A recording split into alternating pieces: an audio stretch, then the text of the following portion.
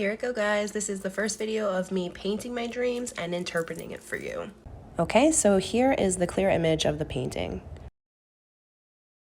In this dream, I was actually walking with two people that I knew, and we were in a field of just really tall grass. But it seemed like it was cut down the path that we were going. So on either side of us, we would have the really, really tall grass, and then it would be short grass, and then we were also following a dirt path. And mind you, there is zero sign of civilization. There are no houses or buildings, there are no stores, there's not even any lights.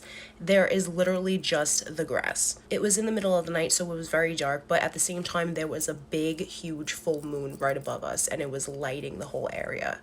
And for some reason, I am walking with these two people and we're just talking, and it seemed to be so normal that we were where we were. All of a sudden, we approach a fence that looked handmade. And when I say handmade, I mean it looked like somebody chopped down like a really thin tree and put the branches together. But what was rather crazy about the fence is that it was holding up water. It kind of looked like it was holding up a river, and clearly, realistically, that would never be possible because the water would leak through the openings of the fence. So on either sides of this fence, the water was not leaking through. So imagine like water being in like a cylinder of glass. That's kind of what it looked like. However, in the very front of the fence where there should have been a gate but there wasn't, the water was coming through. But the water that was escaping through, it wasn't escaping rapidly. It was kind of coming down like a fountain. And the funny thing is, when it was touching the ground, it was disappearing. My companions then decided to tell me, come on, let's go. And I'm like, what do you mean, let's go? And they're like, we have to get into the water.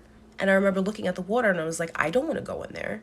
The water is dark and it looks filthy. Why would I want to go in there? They were like, well, there's something important that we have to do. And I remember not really questioning it, but in my head, I genuinely did not want to go into this water. But without arguing, I proceeded. Okay, so that was the first part of this dream and explaining to you what exactly happened. Now for part two, I am going to explain to you what I think it meant. Thank you so much, guys, and stay tuned.